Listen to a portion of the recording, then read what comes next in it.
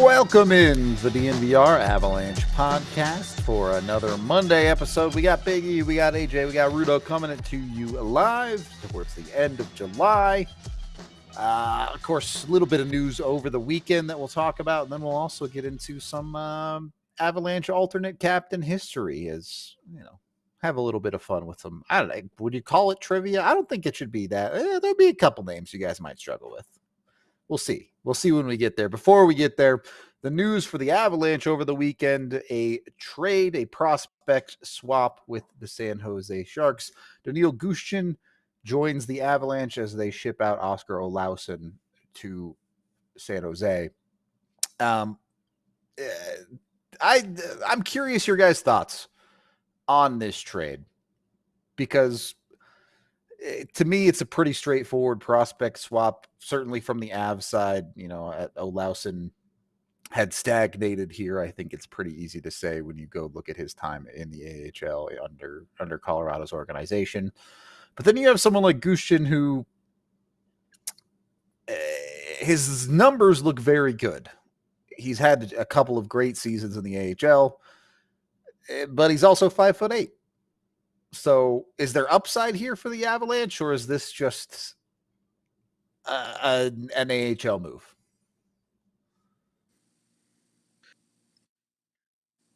Jesus. I think it's probably an AHL move, certainly to start, right? Like, kind of it's a similar conversation to me as like Gavin Brindley. Like, this is a smaller guy with a lot of skill that can he figure it out? Can he figure out how to be in the NHL when he's not in the top six? And honestly, we just saw Nikolai Kovalenko had the same exact problem. So I think that that's going to be the biggest. Is the work rate there for Jared Bednar, and does he check? Because the skill level is not a problem. He's very skilled. I've been going through his shifts for the last couple hours, and in the AHL with the Barracuda, and he's really skilled, but he's real small. You even see in a league that has a lot of smaller players that are really skilled like him, guys like Matthew Phillips, TJ Tynan, those types of guys. He even looks small next to those guys. Like, he's very slight. It's not exactly Rocco Grimaldi, but that's or Nathan Gerbe, but I mean, Nathan Gerbe could play. Like, he was fine. BC. Yeah. But yeah, with Gushchin, the skill level is really high. The size is really low, and that's, I think, your big problem. Yeah, I'm not familiar with them. I got to be honest with you. This is like a case of, we have probably for San Jose, we have too many guys like that.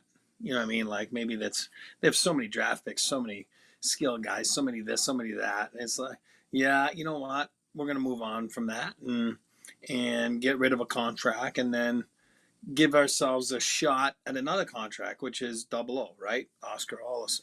So now, if you look at San Jose, and if you had a San Jose front office member in here right now, he'd probably tell you, we liked him as draft here. We had him rated pretty high. So, you know what I mean? And it's true. You know what I mean? Like, it's not, people aren't lying when they say that. So they must have liked him back then, and then now they're saying, "Oh, it's weird. It didn't pan out." You know, the 3 years and whatever it's been in the American League. He came in as a youngster because he's a Euro and he can play in the American League under those rules. But for me, it's more like, yeah, we'll give it a shot. So I wouldn't say it's a high-end prospect for a high-end prospect. I think it's more this guy needs a buoy or a chance or something. I don't know. He's had his chances, but you know what I mean? A change of scenery, which is Olausson. And then the other guys, like, there's too many over there, too many guys like him. And they're like, oh, maybe we can just switch it up a little bit. And then maybe with the Avalanche, he gets a chance. Double O, identity problem there. We've talked about it at length. We're not going to talk about that here. I mean, I don't believe he was ever going to crack this lineup, ever.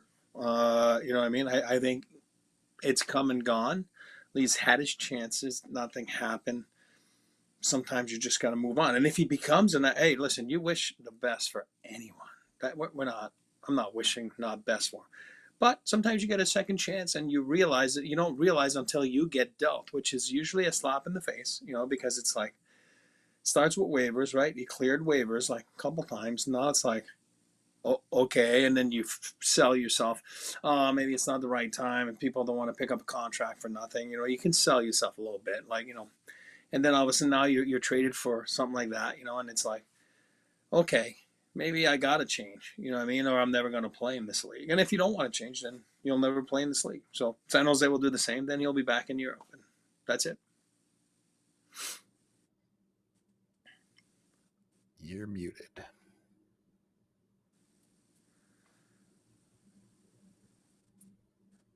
You're muted. This is so annoying. I want to ask you guys. It's obvious that Oscar Olausson's market was not strong. Nope. So, yeah, he wasn't going to get you a second or a third round pick. Somebody wasn't going to take that kind of flyer on him, right? But is it more valuable to you to get a guy like Daniil Gushchin for a year, knowing that there are pronounced pros and cons in his game? Mm-hmm. For a year, see how it goes. He's 23 years old. We know he's a really productive, really good AHL player, or would you have rather just had a 5th round pick?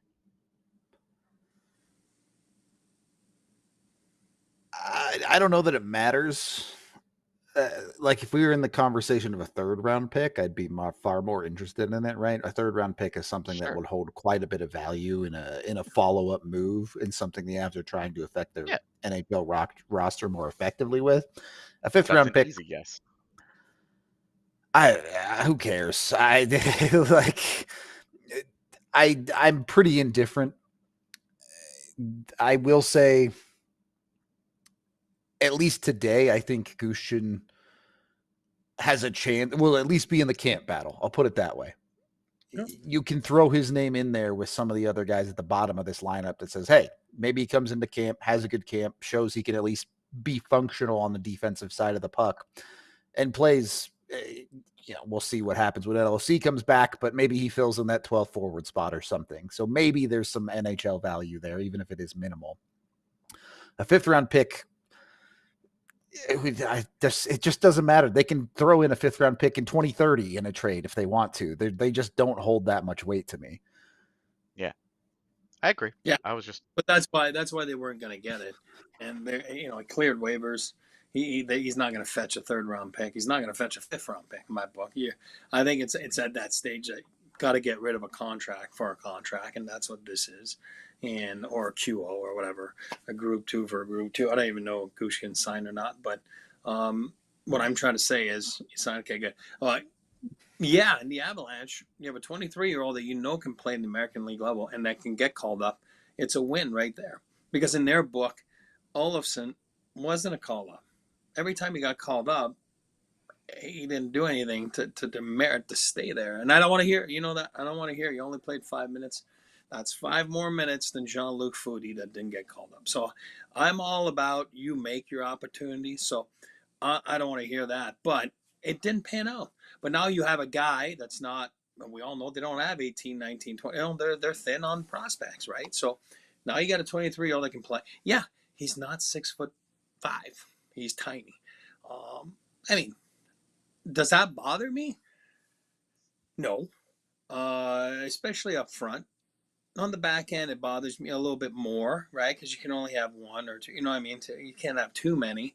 Up front, when you have a few like that, hey, listen, those NTDB kids that hang around my house all the time, they sold me on Brindley. Oh, he's the man. He's awesome. And, which is, like, all right, you know what? That's fine. Let's go see it. You know what I mean? Let's see it. Let's see what he's got. And then you got this up and comer in Montreal, right? LJ Mooney, and that's all you hear about right now. So I don't care if you're small. You know what I mean? If you can play and you're strong and you play big, that's okay. You know what I mean? But then again, you can't have 6 of those either. When I say those, that under 5'9" or whatever. That'll be tough to win. You've led perfectly into my next question. Are the Eagles too small? Because they have Gushchin now. They already got Gavin Brindley this offseason. They have TJ Tynan. Those are the super small guys. And then you go a little bit bigger, but wouldn't be considered big guys that are 5'10", 5'11". You have Chase Bradley. You have Alex Barre-Boulet. There's a couple other guys. Ty Felleber, I think, is 5'11" listed as well. I mean, there's a bigger conversation to be had about the developmental situation of the Colorado Eagles if we want to get into that. But let's start off with the question of the Eagles have been reasonably successful in the AHL, and I've never seen them go this small. Yeah, and I do think, just in my would you rather have Gushchin or a 5th round pick, Gushchin makes the Eagles. And he makes the Eagles better than Olausson did. Yeah, I think that's easily true, yeah. Yeah, Gushchin has been a significantly better AHL player than Oscar Olausson. So I do think that's a meaningful part of this. The Eagles are competitive. It's important for the Avalanche to keep the Eagles competitive, and their drafting and development program, we know, isn't very good.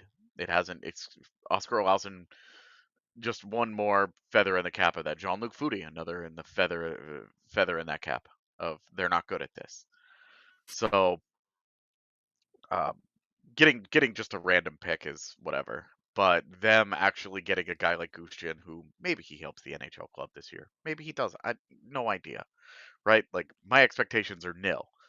But for the Eagles, they're pretty high. He should be a top 6 guy for the Eagles. He should be an impact guy, a higher end guy for them. Yes, they are small.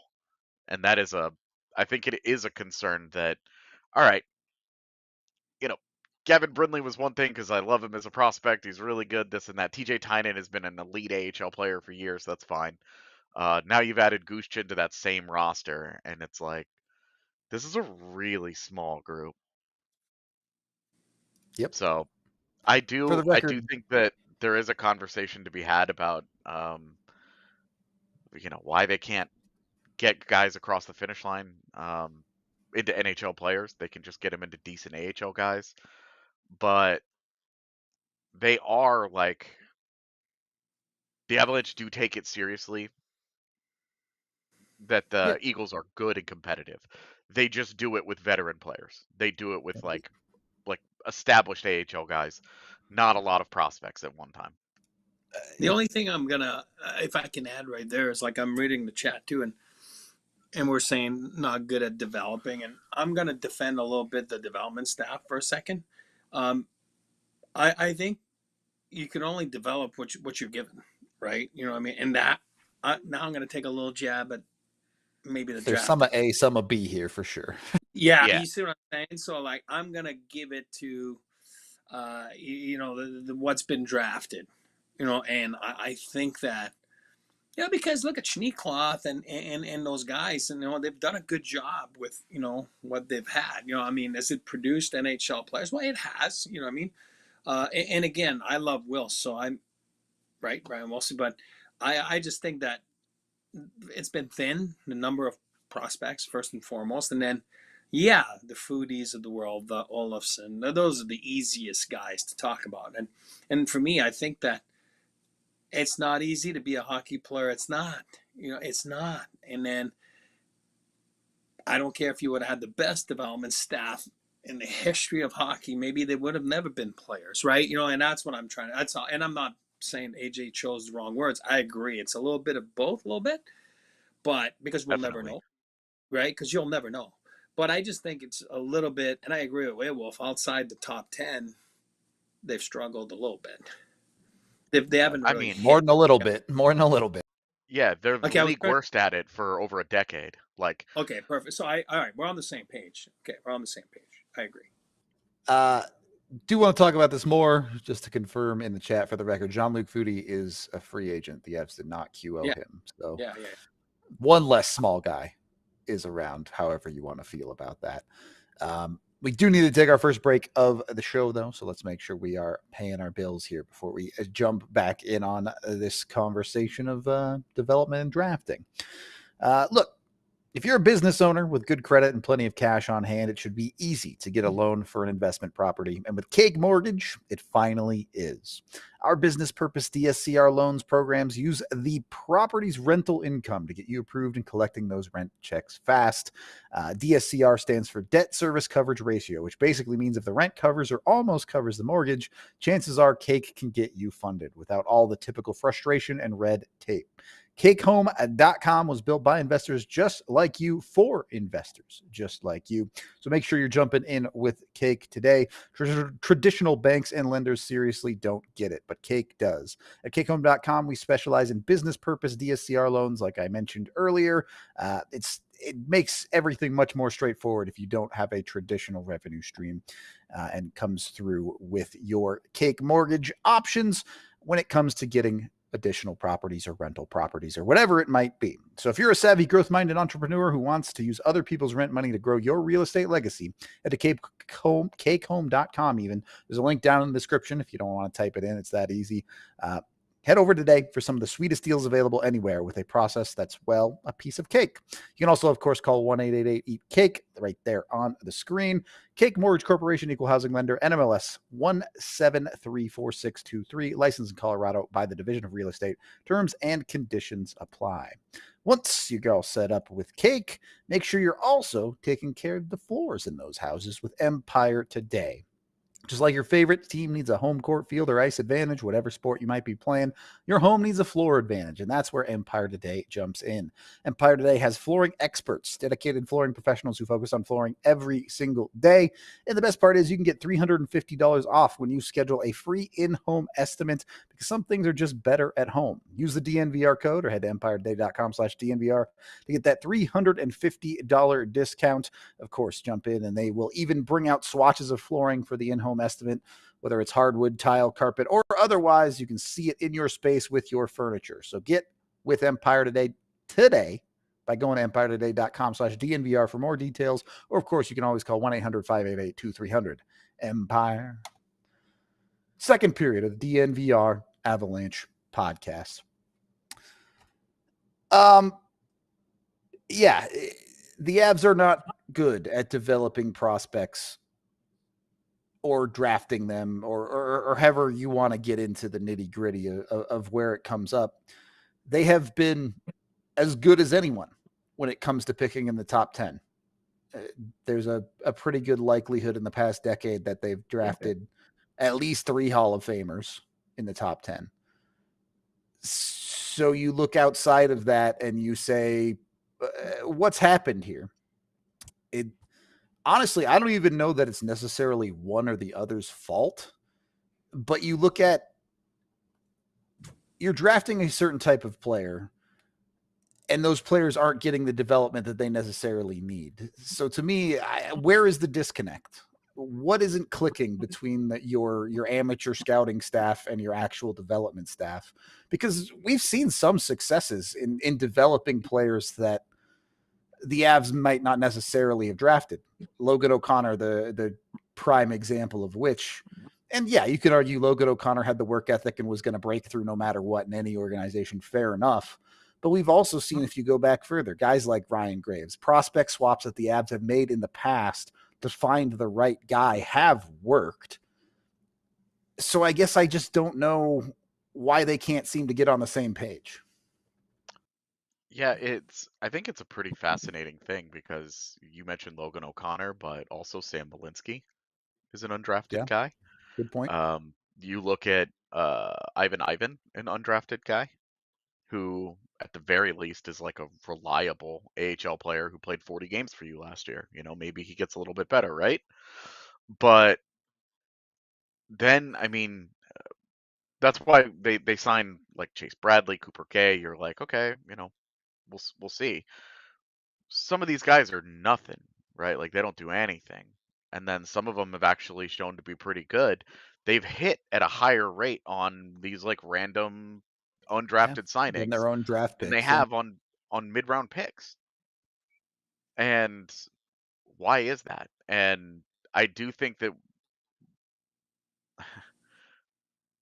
like frankly, I don't know. I really don't know what that disconnect is. I It's bet they'd strange. hire you if you knew. Yeah. Yeah, right. Like I really and we've seen they've gone through multiple directors of their amateur side. Um, going they even going back the guy that went to Back the to Flyers. I Heppel. can never remember his name. Oh, yeah. Rick Tracy. Rick Tracy. Yeah. Tracy, that's it. Thank you. Starting with really Rick Tracy and going after that, you've seen quite a bit of turnover at that position, and it's a hard job. The Avs draft classes are. It's easy to be like, oh, well, they haven't drafted anything. Okay, well, their draft picks are kind of few and far between. The ones that really hurt you are like the 2018 class, where your picks in the top 100 are Martin Kaut, Justus Annunen, and Sampo Ranta. Those aren't bad picks. All of those guys have been in the NHL, but you got nothing out of it. And I just think that you have something something organizationally is just broken here because they cannot get a guy from a normal path here. He gets drafted. He's 18 years old. He gets drafted. After 2 years, he goes into the AHL, and then within 2 years, he's pushing for an NHL spot. It doesn't happen. And we can't Yeah. just look at it and say, well, it's all the amateur guys. It's not all the development guys. Yeah. It's both. They're Yeah, failing each other. It's both, and you're right, because even if you take 1.0, Avalanche 1.0, great teams finishing first, cup winners, just like the Avs right now in 2.0, right? Well, there was an addition in there of Milan Hajduk, Chris Drury. There was always an insertion of younger, talented guys. We haven't seen that with 2.0. You know what I mean? We just haven't seen it, right? They haven't, whether they were, besides a top 4 pick like Bo Barn, we're talking about later picks. You know what I mean? Guys that, Drury stayed in college. Hajduk stayed overseas. He went to the Olympics, and then they came in, they were ready. What we've seen with the Avs is the Malinskis, like you said, and, undrafted free agents. But, yeah, there's got to be a disconnect somewhere. But also it comes down to, like I said, the quality of the person you're getting, right? You know what I mean? Like, and there's kids that they get drafted in the 5th, 6th, 7th, doesn't matter. They're like, you know what, I'm going to make it. And you feel that when they show up in the American League, you can tag those guys right away. And you see their development. Within a year, it is absolutely unbelievable. We haven't seen that. You're right. We haven't seen that from any one of those kids the last few seasons, right? So I agree. It's tough because if you look at the last player outside of the first round that the Avs drafted that actually played 100 games for them, you have to go all the way back to Ryan O'Reilly in 2009. And there are other players that have found success. And this is where it's like, it feels damning on both sides because there've been plenty of late round picks that have just never done nothing. And it's pretty easy to say, okay, those guys were not NHLers. It's a poor job of drafting. But then you look at AJ Greer, who just won a Stanley Cup this year in Florida, has found success in the NHL in a different organization. That one's a bit troubling. You look at some others. Connor Timmins just signed a nice little deal. He has 160 games. Okay, the Avs traded a quality piece for Darcy Kemper. They won a Stanley Cup. Worked out. You used your assets effectively, which fair enough. The Avs have done plenty of moving on from pieces to get effective pieces. They do deserve a little bit of credit there of recognizing where the value was. But I find it hard to balance when you also have other players that have found success around the league, which there aren't that many, I guess. Really, Calvin Pickard somewhat has revived his career in Edmonton, but was a fringe third goalie type. Spencer Martin, so, too. Yeah. Well, I think he just signed in Europe, right, this year? I don't know. I just know that he had some decent I runs with believe. the Canucks there. Yeah, As he like was a too third solid guy. for a minute. Yep. And like those are the ones that I think kill me a little bit. The ones that like Connor Timmins, Justin Barron, Drew Hellison. That's the other one. Like those guys were traded like at like high value Yeah. for impact NHL players. I can live with that. That doesn't bother me. That's fine. You know, we're hoping to add Cal Ritchie to that list of like, You got yeah, it value sucks to here. lose a Yeah. good young player, but like you're fine, right? Like you're fine. If that guy that you're bringing in is an impact guy for you for a number of years to come, you're cool with that. But it does suck when you do lose, like when you watch some of these guys walk away. A guy like AJ Greer is a good example. Now, it took some time for Greer. He bounced around quite a bit, and even then, you're not looking at AJ Greer saying that he's a fourth line guy for the Panthers. He just fits their identity nicely. But like that's not a high end guy. But the Avs haven't even gotten that That's out of draft picks. what the They're not even problem getting is, right? those The Avs are right. horrible at developing low end guys. When you have a guy that has a high skill ceiling and is drafted high, they usually find pretty decent success. Even looking at like an Alex Newhook, who I know hasn't become what everyone wanted them to be, it was still easy for them to get him in the lineup and playing NHL hockey. But when it comes to developing a bottom six player, certainly in the forward core, the only success they've seen is guys that just have the willpower to do it themselves, essentially, like a Logan O'Connor. Pretty much, man. And like you look at what they've drafted and why that isn't working. Like they consistently draft guys who are not in their first draft cycle. So they're Yep. drafting 19 and 20-year-olds like on a regular basis. They have done it, Jesus, like most seasons in the last decade. They have done it most years. They've drafted at least one guy that's not in their first draft cycle. And like they sometimes like a guy like Andre Buyalski is not even close. They used a third round pick on that guy. He's not even close. They don't look up the history of third round picks in Colorado. It's ugly. Yeah, on the whole, not great. But like it's just I don't and some of this is running into they don't have the NHL ice to give these guys and Jared Bednar's just not going to sink or swim with these kids unless he absolutely has to like he did last year where he gave Ivan 40 games and as soon as the lineup got healthy enough he was like all right I'm solid let's move on. Will we ever like I had faith last year. I had confidence last year that we were going to see Ivan again in the NHL. And right now I'm like I don't know that we'll ever see him play meaningful minutes for the Avs again. He might get like a game or two here or there, but with the way that the Avs are with guys, like it's almost just like they just get thrown into the like prospect purgatory in the AHL and they're in some cases, yeah, you can look at it and you can say you're not doing anything down there. That's making us say we got to call it like Ty Felleber played his way into a contract and a call up last year because he was out playing a guy like Olausson, a guy like Foodie. That's meaningful stuff. Like if they even get a fourth line player out of Ty Felleber, that's another little victory for them. But are they going to? Can that guy even play? Are we really having this count? Like it's just right. I want to. If you have thoughts, I want to let you go before I jump in on this. So. No, you're good. You're good. We're on the same page.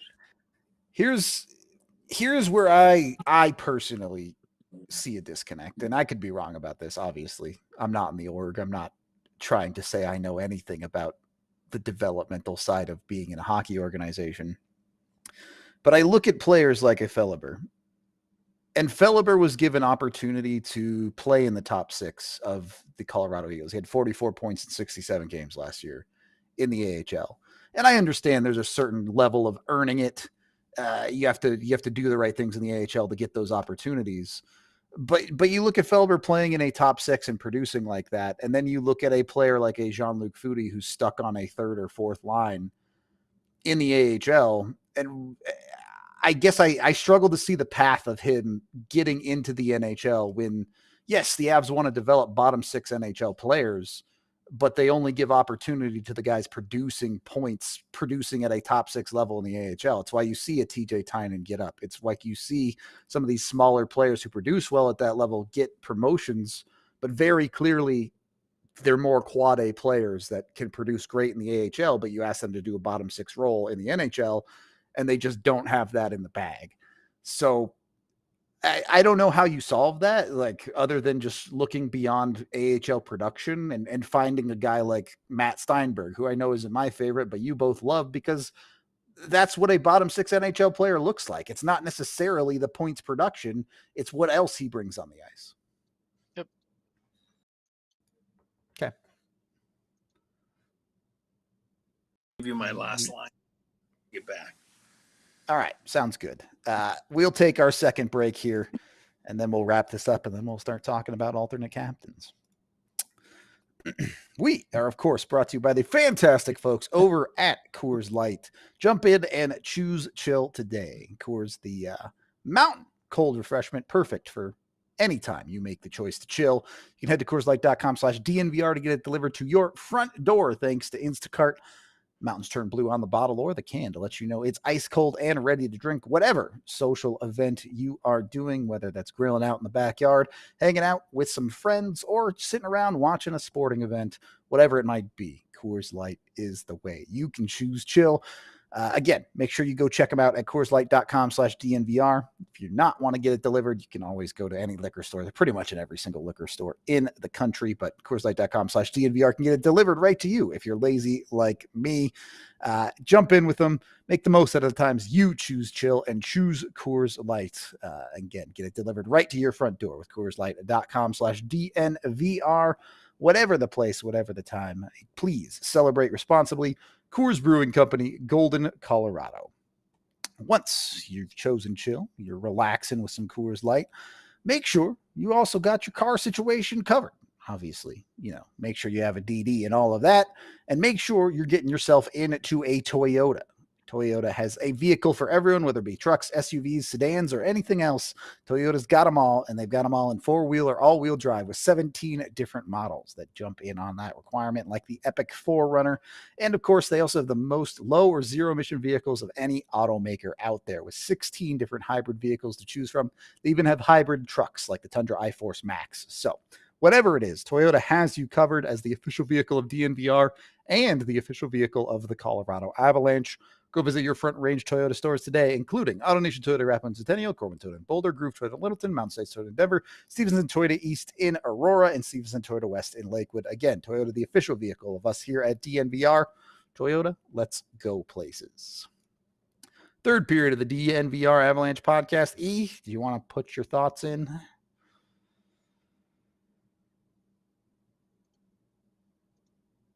You are muted. Like I was saying, you got to find a nest. You know what I mean? And that's up to you. It's not up to Bednar. It's not up to Schneekloth at the time, right? Now there'll be a new voice there, but you have to figure it out, and you have to decide. And I can say that because I lived it, and you guys know my story. And Mark Crawford, that's why I have so much admiration for him, because without him, I don't make it. And you have to put your trust into what the guy is saying, which was my coach at the time. And now, did I question it for a while? Absolutely. And then you get to the crossroads, and it's usually not that far down. It's usually early, 10, 20 games. You get to the crossroads, and if you don't buy in, you'll never play. But if you buy in, you have a chance at playing. And the ones that do, and that's what I've seen my whole career, and we had a handful of those guys with the Avs. And again, I can only speak from when I was playing. Myself, a little bit in LA the year, a couple years before, but we had with the Avalanche was Yeller, Corby, Rene Corby, guys like that. They just, that's it. If I'm gonna make it, I'm gonna make it this way, because you're not good enough. That's why Felleber, that's why they gave him a contract last year. Why? Yeah, he's 5'10", whatever he is, but he plays hard. He plays hard, and he's going there now. Now, this guy maybe has a chance to play a fourth line. It's hard to play 5 minutes a night. The guy that I've seen the best in the last few years with the Avs to play 5 minutes, without a doubt, he gets the gold medal. It's not even close to Steinberg. I'm talking about to play 5 minutes. He plays effective 5 minutes. It's not easy to do. It's hard to do, guys. But now once you get those 5 minutes, then you get to the 10 minutes, and then Logan came in. He was a trustworthy guy at 7-8 minutes a night and PK, and then all of a sudden now he's an essential part of the group. Not everyone can be that way, but I think the Fellabers and those guys, it's because they can play a little rougher game, a little tougher game. Martin Kaut didn't work out because he comes up, plays fine, can't do it. And that's why he doesn't play hockey anymore. But, he plays in Europe. It's just not for you. And a lot of guys, believe it or not, I've been around dressing rooms in development. I've been around dressing rooms when I was a player. A lot of guys will say, and it baffles me, but if I didn't hear it 1,000 times, I didn't hear it once. I'm not changing my game for them. Then you won't play. Because you're not Joe Sakic. You're not Nathan McKinnon. Then you got to change your game to whatever needs you to stay in that nest. And a lot of guys won't do it. They're too stubborn. They're too, I don't know what it is. At the end of the day, I'd rather be on the fourth line and make $1.5 million, $2 million, whatever it is, $1.5 million a year than score 50 in the American League. You're going to make more money playing in the NHL.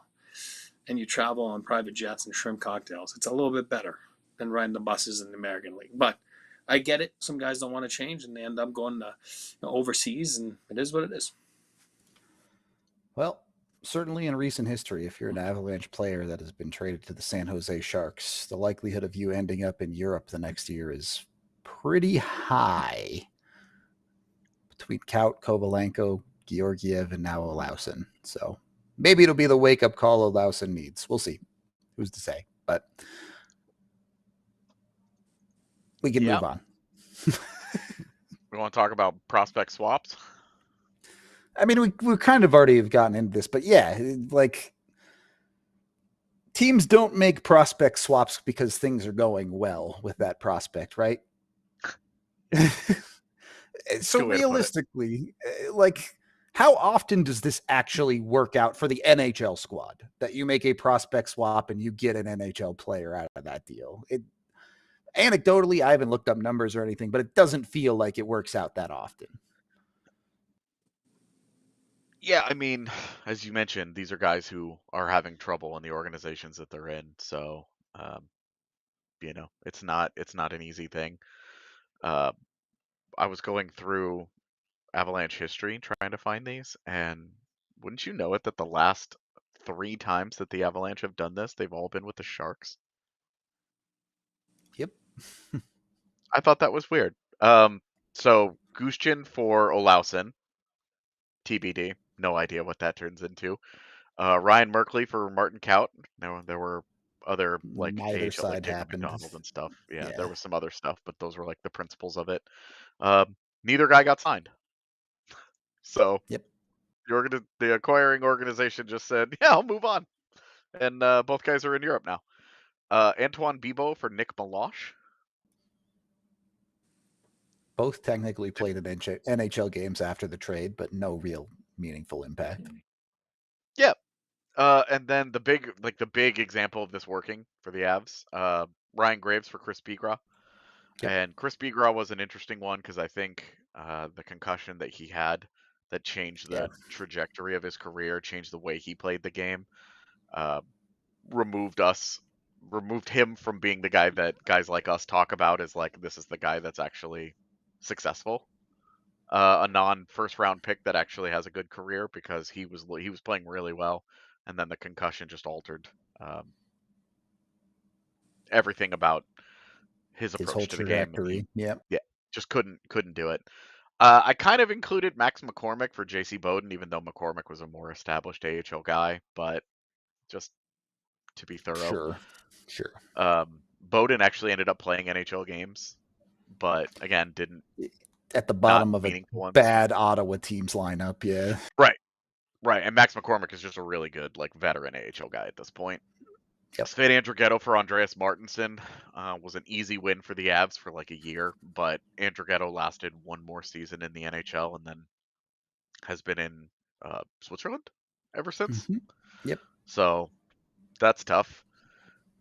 Brandon Gormley for Stefan Elliott. This was kind of a like these were two like highly thought of prospects once upon a time. Neither did anything. Stefan Dude, I Elliott had a still couple of moments with the like Coyotes. Gormley. I really loved him because I was a sucker for smooth skating defensemen that didn't do anything else well. Just don't look at So- his numbers and you'll love Brandon Gormley. All right. Yeah, absolutely. Tomas Vincour for Cameron Gaunce. Oof. Didn't matter either way. And just because we were talking about this just before we went live, I'm going to include Tomas Slovak for Sergei Soin back in 2003. Prospect swap, nothing for nothing. So Those are definitely not two creative players for sure. all of this to get into how often do they work on that list? Once.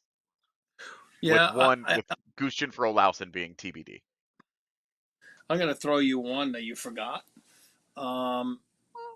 More late 2000s, like maybe sevens or whatever. So you had a guy that I really liked. There was just no room for him back then. Johnny Boychuk became the best defenseman in the American League. And then I wasn't working with the Avs when they traded him for what turned out to be a good fourth line player that still works now as the GM of Iowa, Matty Hendricks. Talk about character guy. So, and Johnny ended up being unbelievable, a Stanley Cup winner in Boston, and signed a big contract with. And then in the Islanders, he had a great career. I love Johnny Boychuk. Johnny be good, man. What a good kid. But anyway, Hendricks ended up being the lesser player, but still had a pretty good NHL career. So, again, Matty was just, I think, in Providence at the time. Or no, sorry, I don't remember. But anyway, it was Matty for Boychuk, right? So then Matty went to Providence and then making his way up, whatever it was, not Providence, but to our team, making his way up and sticking to the National Hockey League. And then, Johnny ended up going to Defenseman of the Year in the American League and then making his way in the lineup. And, he took time. You know what I mean? He took time. But The weird thing with Boychuk is the Avs did give him one call up. He played 4 games, all at forward for the Avs.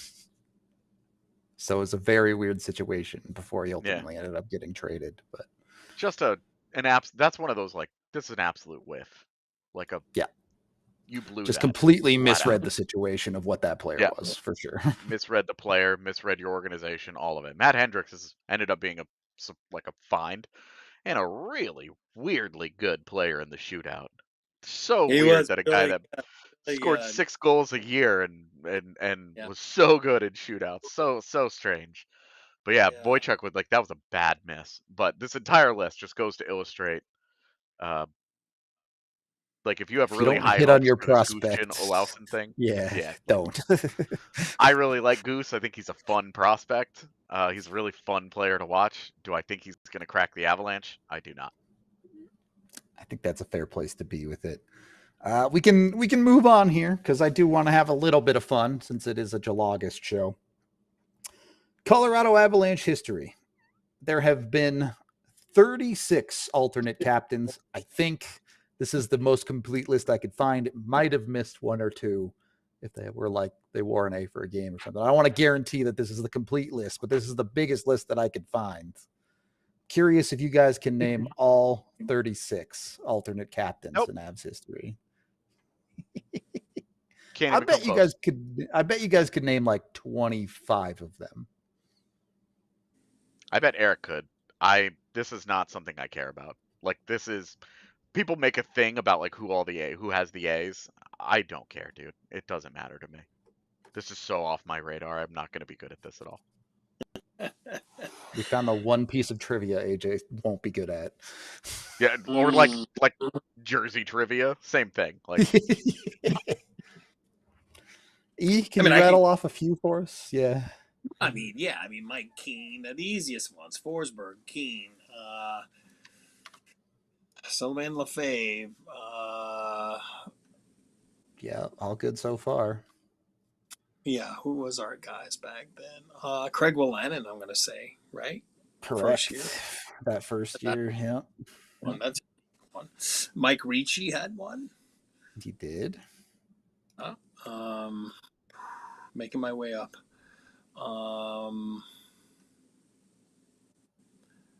Curtis Lasician. Yep. Woof. Getting there. Obviously, you got the EJs, the new era. Who are the A's right now? It's doesn't Kale have one? McCarr. Yeah. Yep. I'm sure McKinnon, Taves McCarr. has worn one. He has.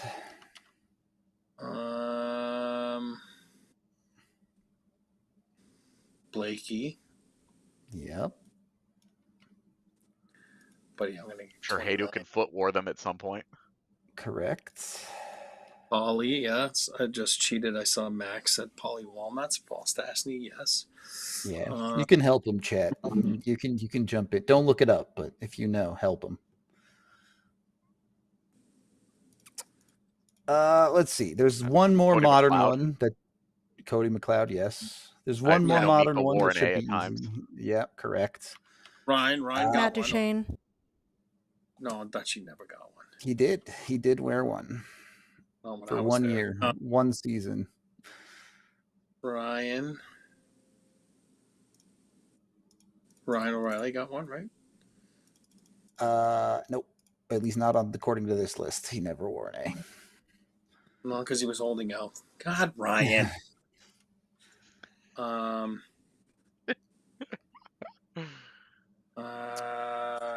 there's got to be a few. Scotty Hannon, yeah. Max Powers. I did not think that would be the one you're going to get, but yes. What about Smitty? Ryan Smith? Smith did, yes. Gotta always think of them as the duo. Gotta think of them together. Yeah, right. There's a couple more Hall of Famers on this list that you guys still haven't said. Did Ray have one? No, Ray didn't have one. He did in the second year. Oh, yeah, you're right. Neat.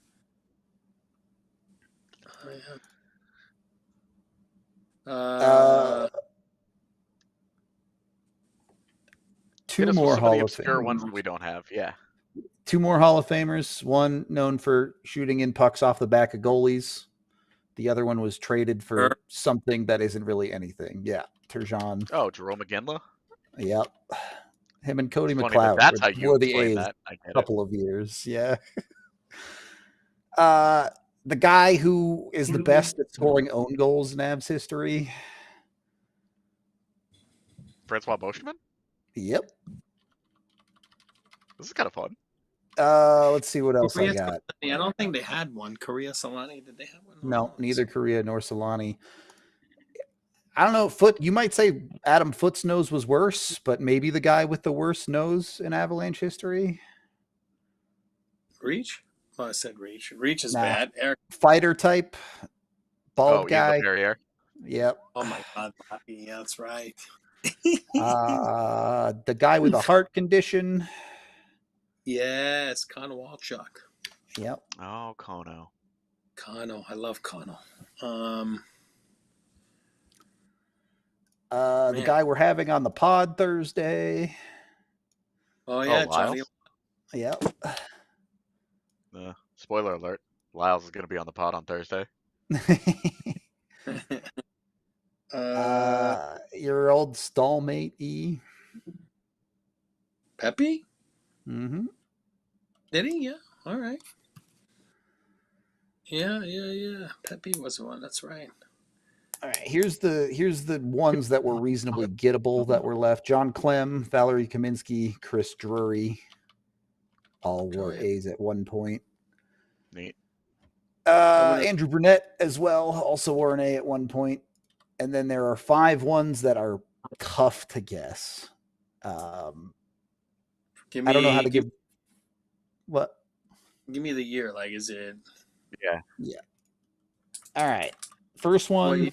2008, 2009. Oh boy. Man, I don't remember that roster at all. This one's, I'll give the easy clue is he had a tragic death. Scratch? The other Oh, one. Ruslan Saleh. Yeah. Soleil Warren A. Rusty. Yeah. The other one that I think you guys might be able to guess was also 2008, 2009, and a defenseman.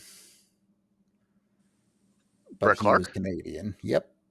Clark Warne. And then you have three that, all right, no chance any of you are guessing Jay McClement, Warne. Oh yeah, You're Jay. right. Good guy. Maybe Silent J. he might have been able to guess 98, 99. Woof, hold on. 98, 99. Who am I missing? Not someone that I would have thought Warne.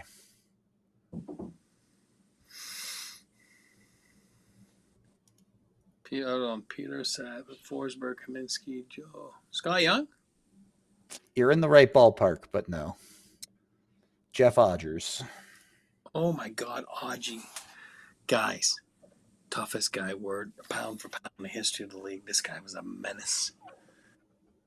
And then the last was 0304. Derek Morris wore an A for a little while. Get out. Derek Morris got an A? Yeah. All right. Which brings me to my topic here. AJ, you kind of set it off the rip. Do A's even really matter? I mean, I can take the lead here. For me, Yeah, pop off. I've said that many times. I really don't care about letters. Like I said, for me, I know he was a goalie, but like Patty was the true leader. You know what I mean? Like Joe was the leader, right?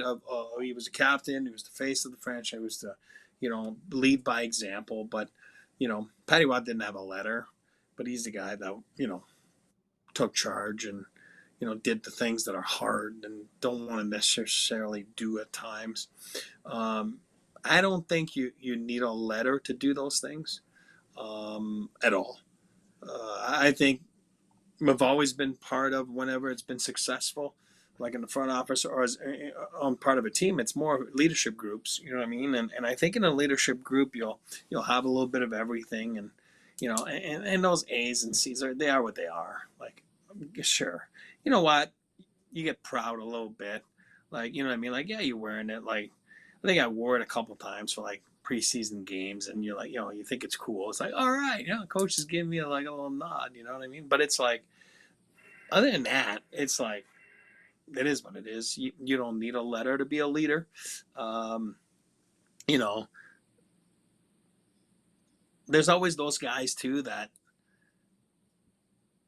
nowadays, back then, they talk in the locker room whenever they hear the footsteps of the coach coming in, like, you know what I mean? Then they're like, okay, guys, you know what I mean? And it's, there's always those guys. But there's guys that talk in dark rooms where there's nobody around, and in the back of a bus, or, you know what I mean? Where, you get the respect and the trust of those guys that are in the trenches with you. So I do believe that it doesn't matter. And it was always about like, oh, then you get to talk to the referees, maybe if you have a letter, and it's like, guys, anyone can talk to the referees. Anyone can do whatever they want. Like, I just feel that, it is what it is, just because it's always been that way. There's a C and two A's, and then coaches, they don't want to ruffle feathers, and so they'll give you two A's at home and two A's on the road. That's kind of how we had it back then, right? It was like Forsberg was assistant captain at home with footy, and on the road it was Keener and who, I don't remember, honestly. So I don't know. I don't think it really matters. I've seen some of the greatest leaders, and they don't have letters, and they're the guys that are there, and they really matter most. And I think that's what's important. Okay.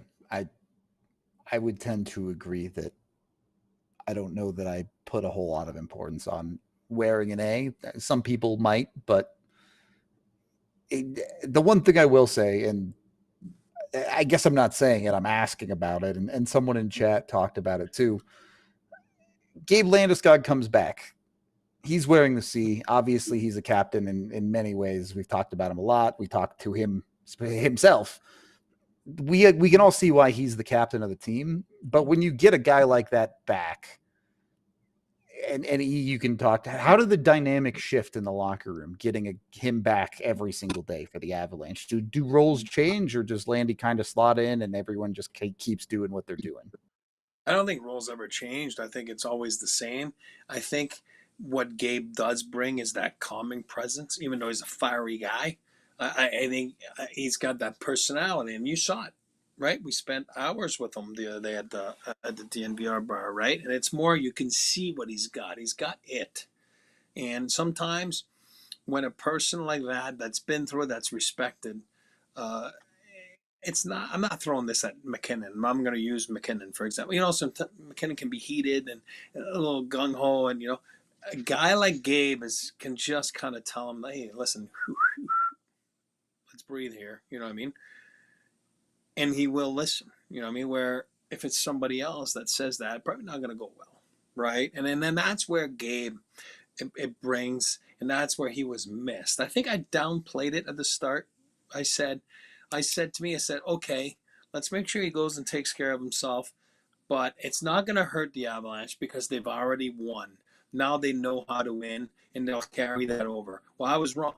You know what I mean? I said that on Altitude TV like 3 years ago. I was wrong because now you realize that he was gone all those years, and he was missed. I wasn't saying he wasn't going to be missed. I was saying that guys will be able to overcome the fact that he's not there. I do believe that he's an essential part of this culture, an essential part of what makes the bench, the locker room tick and work. And with him there, it makes a huge difference. So I don't think roles are changing. Also, that his presence just makes everything change. When you said that on Altitude TV, none of us knew that Landeskog was going to miss the entire season. No. None of us knew he was going to miss 3 full years. Remember, he was supposed to come back. He was supposed, that first year, he was supposed to return around December, and then it was the All-Star game, and then it was the trade deadline, and then it was beginning of the playoffs, and then it just never happened. So I think you would have been fine in saying that, they're not going to miss him that much. They're going to miss him for 60 games, all of everything that he has to offer them for 60 games or whatever. But had he returned, it would have just been a blip. And instead, it turned into this 3-year awning gulf where we were just like, what in the... It became so obvious that the next captain isn't Nathan McKinnon. Indeed. I think we've all on the pod been saying it for a while. Yeah, it's Makar. The next one is Makar. I don't know how many other ways we can say it, but I agree. I've had the privilege to talking to all of these guys a few times, not as much as AJ and E do, but like he said with Landy, when you talk to a guy, it doesn't take a long time to know if they have it or not. Makar has it. Makar, maybe not to the level that Landy has it, but Makar has it in a way that McKinnon certainly doesn't. Yeah. Maybe it's too one way, you know what I mean? Not that those other guys. It's just Patty was that way. Patty was that way. Patty was that way. One way, you know what I mean? And that's why he was an unbelievable leader, but he wasn't the captain. Joe was, and Joe was great. Don't get me wrong. Every team needs those guys. That's not that's a bad thing that you have those guys, but those guys probably shouldn't be the captain. Yeah, there's a reason that Mike Keane was the captain of the Canadiens, right? Yeah. Yep. Not Patrick Waugh. You kind of need that counterpart. You need the bull, right? You need the guy that's going to go in there and he's going to scream at people and everybody's going to be a little bit afraid of him because he's a little bit crazy. Great, Nathan McKinnon, box checked. But you need the counterpart. You can't have that be the loudest voice in the. I guess in a literal sense the loudest voice, but in a figurative sense, in an emotional sense. It can't be the number one voice. It can't be like the guy. There needs to be a balance there. Maybe Thanos was right. Yeah. The guy throwing sticks into the stands in practice can't be your number one leader for sure. We are headed into overtime here. Make sure you jump in online. The conversation continues on DNVR.com. Just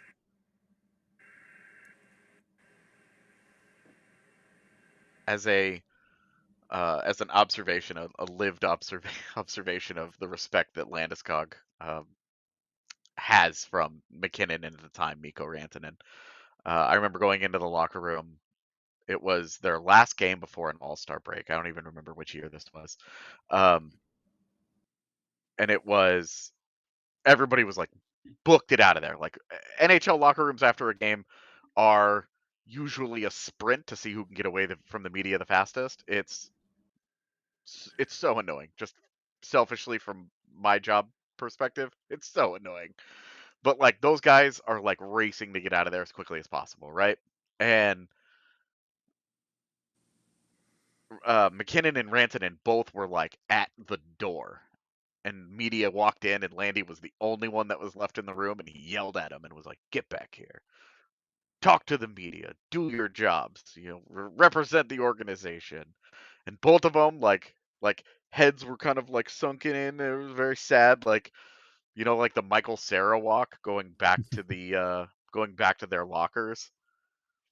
Yeah. And like Landy just like was like, no, be an adult, be a professional. This is what the job is.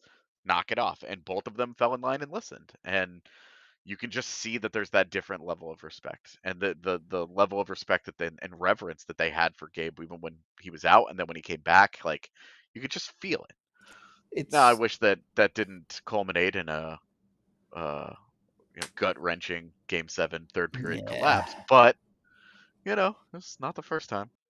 Sports, baby. I mean, I think that shows through their whole careers. If you go all the way, I mean, I guess it's not that far back, but it sort of is that far back.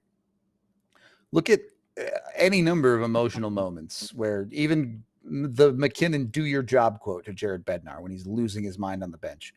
Who's the guy that when McKinnon continues to mouth off on the bench, Landy is like, all right, enough, stop. And then McKinnon eats shit and falls off the bench, and it's hilarious. But it always seems to be Landy as the guy who toes the line, I guess. He's the one who's like, all right, you've had your moment of anger or you whatever. Now it's time to calm down again, and we go back to doing our jobs. Yeah. It gets heated. It's not easy. It gets heated, and there's things to do, and as like I would say, coaches, their X's and O's are one thing. It's so overblown in my mind, but whatever. But you're coaching 23 different individuals, and it's hard. You know what I mean? And you're babysitting, you're a therapist, you're everything. You know what I mean? It's hard. And you have to have the guy that's gonna carry that message to make sure it's on the same page, whether it's the assistants or the captains. And somebody was talking about that, like, you know what I mean, to make sure they walk the walk. Absolutely. And that's what your leadership group needs to do, you know what I mean? Because if you're not on the same page, and I've seen it, Avalanche 1.0, I've seen the leadership group all of a sudden not be on the same page as the coaching staff, and it doesn't work. It didn't long. It's like, that's it. You know what I mean? We're not doing this, and you move on, and that's when they've lost the room, right? That it does exist. You know what I mean? It's a true fact. It's, as we're kind of winding down here, Bednar has been on record saying, hey, I delegate a lot. I have conversations with my leadership group of the team, but I'm not micromanaging every player on the team all the time. Is there anyone more relieved to have Landy back than Jared Bednar, maybe, with this organization, that he has that guy as, call it whatever you want, his right-hand man, his captain, whatever? 100%. Yeah, I mean, he's Mr. Fix-It for the organization. Emotionally, on the ice, like everything that he does, everything that he brings. Frankly, I think 3 years away has, I think Avalanche fans illuminated that. Yeah. I've even like forgotten a little bit of what a high level player he was, and obviously like we can't expect him to be that guy. Like that, he was the best player he'd ever been when he got hurt. We cannot expect him to be that good again. But even if you get 80% of that guy, you're, no offense, Jonathan Duran, but you're getting such a ginormous upgrade all around. And then the leadership stuff, just as a hockey player, huge upgrade. And then the leadership stuff. So not trying to take a side swipe at Duran, who I love, but Landy is the real deal. He's the whole package. He's everything that the Avalanche have really, really needed the last couple of years. I think they're going to benefit enormously from having him back regularly. End it with a question I know the answer to, so I guess I'll change it to a question of what would it take for Landy to pass Joe Sakic purely in captaincy, purely as the captain of the Colorado Avalanche? What would it take for Landy to be considered number one? 2 more cups, I guess. Yeah, beat him. Retires and becomes the general manager of the Colorado Avalanche. I don't know. Yeah. And then leads the Avs to multiple cups as GM. Like, yeah. You gotta win at least 1 more cup on the ice, and then you gotta GM at least 1 more cup. And then we can just have that conversation, I guess. We can have 2 number 1 captains. It's fine. Yeah. Yeah. I mean, right now, Joe should have a statue up front. All right. Let's start. No doubt. I'm telling you, man, there should be a Garden of the Gods outside of Ball Arena. Mm-hmm. Yep. Should be Joe Sakic for sure.